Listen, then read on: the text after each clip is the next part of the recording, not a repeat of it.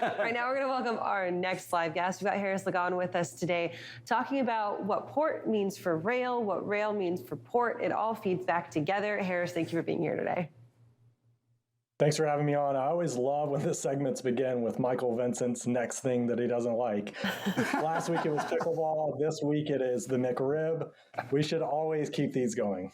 Well, now there's a company that wants to serve McRibs at pickleball courts. Did you see that stuff? There, I mean, 1940s camps. Anyways, yeah, look it up. Don't get him started. We got to stop the evil horde.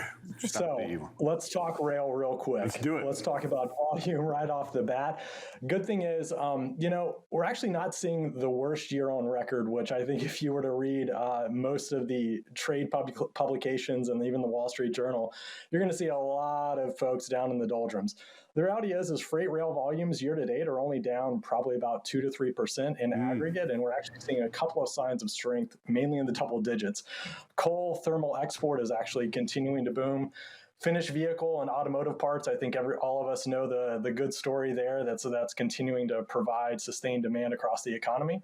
And then you probably heard about a big infrastructure bill that came out earlier in the year, and that demand for aggregates, stone, mixtures of gravel, and other items continues to do really well as well.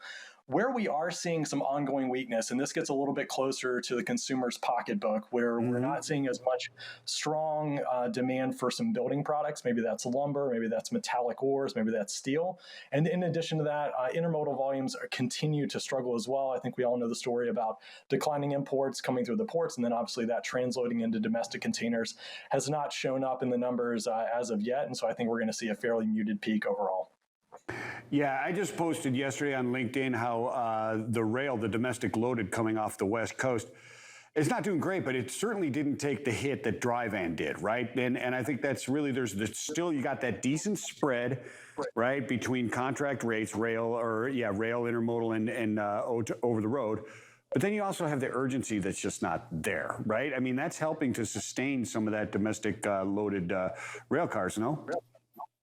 Yeah, what we're seeing show up in the numbers is that from a service performance standpoint, the railroads are actually doing remarkably well. I think there are certain pockets where hiring or staffing, the efforts that they've been making over the past many months, have actually shown up really well. And we're seeing in some lanes, transit times reducing by 48 to 72 hours. And we're actually seeing that once those trains arrive, the containers are becoming unloaded, and that's actually translating into lower dwell numbers. So whether you're dwelling at the port of LA Long Beach, we're seeing those dwell numbers come down about 24 hours from where they were in the summer.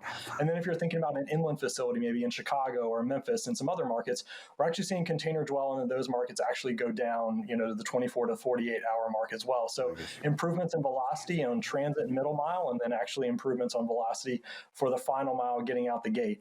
What we have not seen yet is on box turns actually becoming lower and lower. It still feels like there's quite a bit of inventory that is sitting inside either an international or a domestic container at some distribution center somewhere. And so that kind of rolling storage continues to be a challenge for the overall market. But in a somewhat demand constrained environment, I think we're actually finding that isn't as big of a deal as it once was.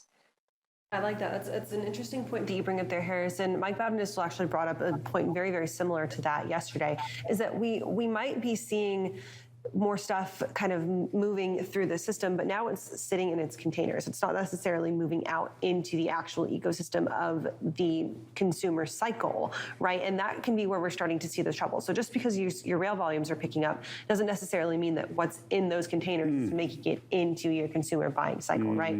Harris, how much of the way that the fourth quarter shakes out do you think is going to have an impact on where that goes, and then how companies adjust for their front side expectations for the start of 2023? Yeah, I think we're seeing a couple of interesting threads that are coming alive. Kaylee, you actually mentioned just in one of your earlier segments about a declining demand for warehouse space here in the Chicago market. It's an area that I know and love. I live here, and I see that on a day-to-day basis. And I think what we're actually seeing is, yes, there is less consumer demand. There are higher inventories. There's less buying and consumption patterns that are going on today. But how that is translating into maybe you were forecasting or expecting to grow your warehouse footprint by 2x or 3x over the next couple of years.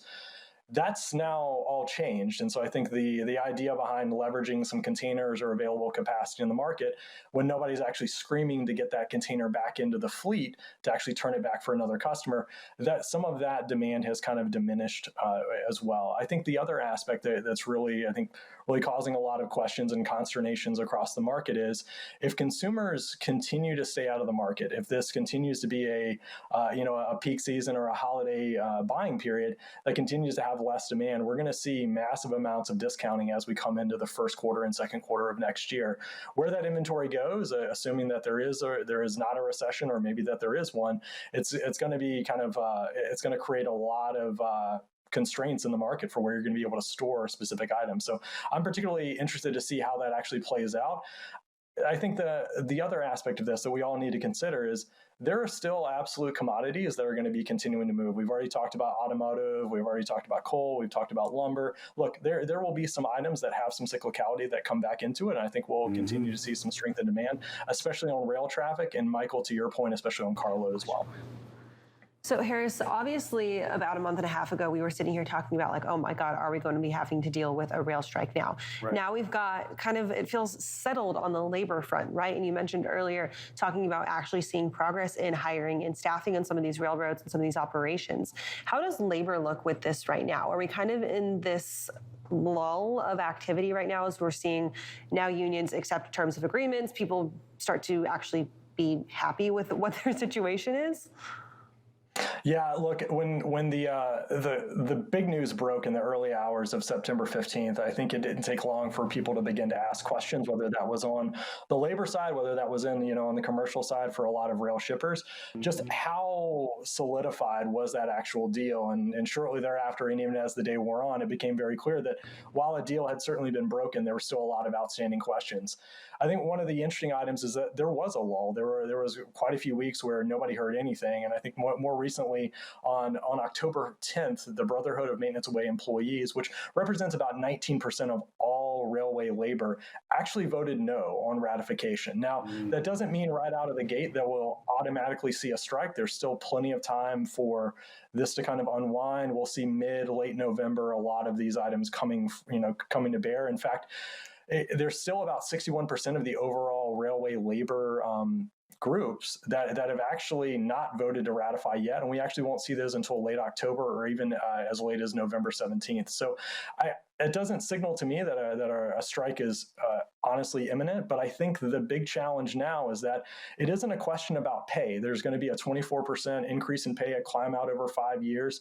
So that isn't really where the friction point is. Today's friction point, and what is really waiting to be kind of, I think, arbitrated between the two parties, is really around paid sick leave. And right now, I think there's kind of a discrepancy between single digit days to maybe some more single digit days, and I think there's just a point of view that the labor unions have about wanting to just simply schedule medical appointments, time away, and have that time be compensated by the carriers. Yeah, the scheduled makes complete sense to me. If I was running railroad, I would be really hard to deal with those unscheduled days off. I mean, cost, right? I mean, you don't know where that locomotive is going to be and where you're going to need some of those people, right? And I mean, I know that's not all of them. A lot of them have static locations that they work. Are you seeing any holdout from customers in the volumes on rail? Are there still indications of customers? We saw it around the 12th and 13th of September, where there was definitely a downtick in rail volume and an uptick in over the road. There's no question. And it corrected itself after things calmed down a little bit. Is still the feeling that the volumes may be down a little bit? People are holding out? Look, in some of the conversations that we've been having, both from the carload and the intermodal perspectives, it isn't a question about whether that disruption is going to come. I think there is a more wait and see approach as it relates to that. And I think folks are really interested in continuing to take advantage of the widely available capacity and the still somewhat favorable rates that rail is offering. Sure. I think the big question is for those customers that said, we're going to pull off the rail, predominantly intermodal shippers, and convert to over the road, there's a lingering question about, have they come back? Are they back? And are they here to stay? And I think as long as we see a downshift in consumer demand, questions about on-time performance and availability, and the price relative of those domestic containers relative to the available trucks, I think there is going to be a question around what intermodal volume looks like for the next probably 2 to 3 quarters, especially because there's a highly uncertain consumer environment out there. Absolutely, Harris. Well, thank you for joining us this morning. Great insights from you as always. We'll talk to you soon. Wait, McRib or no McRib, man? McRib or no McRib? I'm a no McRib, but yes, on pickleball, we can talk about that. Oh, all right. Very good. Well, I'll challenge you to pickleball match. All right, Harris, thanks for that. We'll talk to you soon. We're going to take a quick break, and then we'll be right back in just a few minutes.